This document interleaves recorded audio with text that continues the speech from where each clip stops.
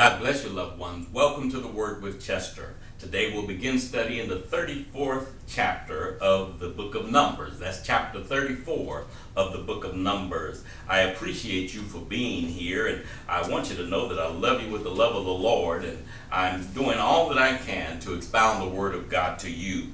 Let me let you know, my dears, what I'm doing is because God told me to do it. I don't have an option in it because if I obey God, He will always bless me, so I don't have the option to stop. I do this not because I'm trying to be popular or not because I think I'm the greatest preacher in the world. None of that comes to play. Not trying to build a mega audience or anything of that nature. Although I would be pleased if all of those things would happen. That is not why I'm doing this.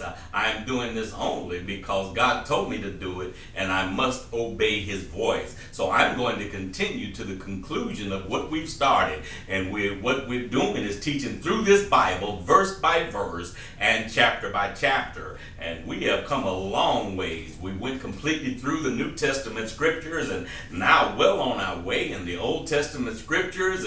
And some of you have been with us, some have come and some have left, some come back and all of that. I want you to know that I love you and I appreciate you so very much.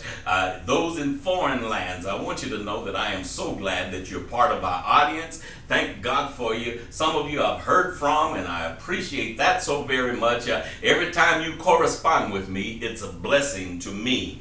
Well, today, we're going to do a lot of reading today. I may get completely through this chapter. I'm not exactly sure until I get started. I'm going to do more reading because what has actually happened, God spoke to Moses and commanded the children, and He was letting them know where the borders of their land would be, and letting them know the far reaches of it and what it entails, and then coming down to the conclusion of the chapter, the inheritances of which tribe and how they were to set up. You have to understand this was new terrain for all of them, and God had to give specific instructions for them to carry things out.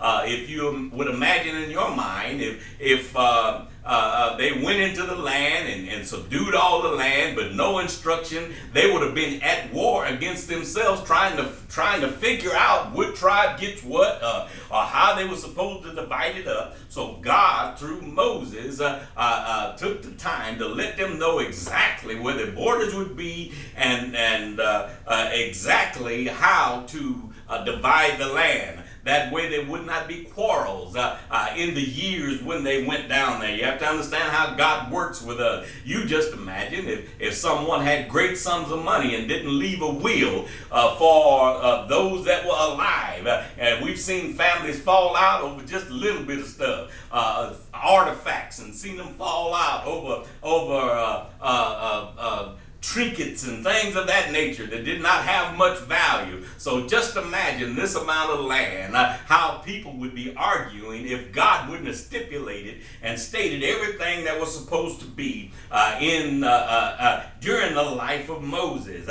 Moses now coming close to the end of his life, and he's getting all this business out of the way before he leaves here. And I want you to know God knows what He's doing all the time, and it's up to you and I to just say yes to His will.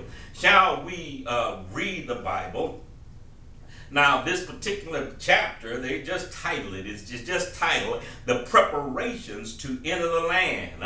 You have to prepare to go into sometime the blessings of God. And this is what was actually happening here.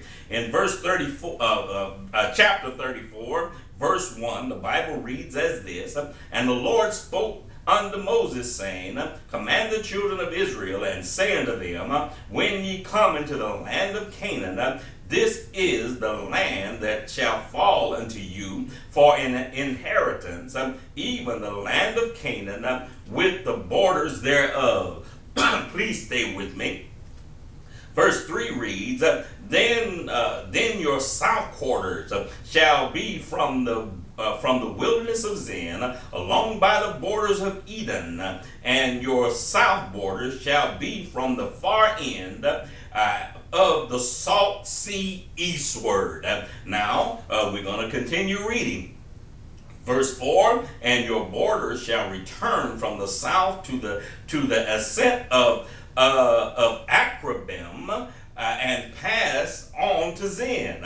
And the going forth thereof shall be from the south to Kadesh Barnea, and shall go on to Hazaradan, and pass on to Amazon. Stay with me. We're going to do a lot of reading today. And the borders shall go around from Asmon into the river of Egypt, and the termination of it shall be at the sea. Verse 6, and as for the western borders, ye shall even have the great sea for a border. This shall be your west borders, and this shall be your north borders. From the great sea ye shall mark out for you Mount Hor. Now he's assigning the borders thereof. We understand that when you're up against the sea, you can't go no farther that way. But the other directions, he has to give a border so they'll know where their region is, or where they are supposed to be. Verse 7 reads, and this shall be your north border from the great sea. Ye shall mark out the mount out for you Mount Hor. From Mount Hor you shall mark out your borders into the entrance of Hamas, and the end of the borders shall be at Zedad. Well, pray with me as I read these names. And the border shall go on to Ziphron, and the termination of it shall be at Hazaenan. This shall be your north borders. I will continue reading now in verse 10. And ye shall mark out your east borders from Hazaranan to Shephan. And the border shall go down from Shephan to Riblah, and the east side of Ain. And the border shall descend and shall reach unto the side of the sea of Chinnereth eastward. I hope you're getting this. Verse 12, and the border shall go down to the Jordan, and the end of it shall be at the Salt Sea. Now, some of these things you probably heard of. The Salt Sea, we know what we're talking about there, shall be at the Salt Sea, and shall be your land with the borders thereof around about. And Moses commanded the children of Israel, saying, this is the land which ye shall inherit by lot, which the Lord commanded to give unto the 9 tribes and to the half tribes. Now read verse 13 again so we can get a clear understanding. And Moses commanded the children of Israel, saying, this is the land which ye shall inherit by lot, which the Lord commanded to give unto to the 9 tribes, and to the half tribes. The 9 tribes and to the half tribes. Now remember, 2.5 tribes, they wanted the land on the other side of the Jordan. And they had talked to Moses and God, and made an agreement that they would go in and fight for all of the land. And then after the land is subdued, they would go back and settle on the other side of the Jordan, because they had great herds, and that was perfect ground for the great herds that they had. Now let's continue in verse 14. For the tribes of the children of Reuben according to the house of their fathers, and the tribe of the children of Gad according to the house of their fathers, have received their inheritance, and a half of the tribe of Manasseh have received their inheritance.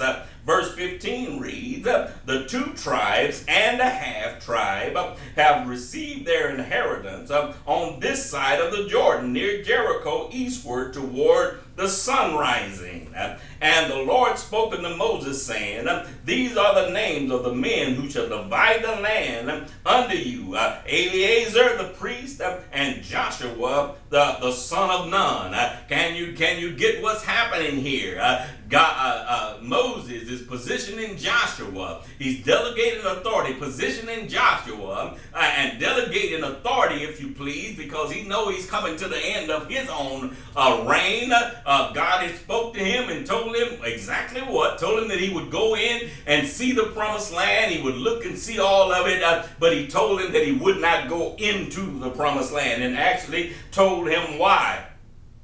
So Eleazar, remember, that is the son of Aaron, the high priest. He was the son because Aaron had died in their travels, not too long before this, but Aaron had died, and his son Eleazar became the high priest. And Joshua, Moses is delegating authority to him to separate and divide this land. Should I read that one again? These are the names of the men who shall divide the land unto you, Eleazar the priest, and Joshua the son of Nun, and ye shall take one prince of every tribe to divide the land by inheritance. One prince from every tribe. Now, remember there's 12 tribes, so one prince from every tribe to divide the land. Also remember that the children of Eli, they did not get a plot of ground.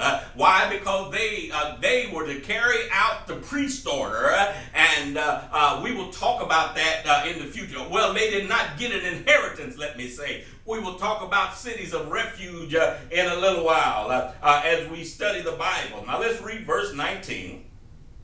And the names of the men are these: of the tribe of Judah, Caleb the son of Jephunneh. That's a hard one now. Jephunneh.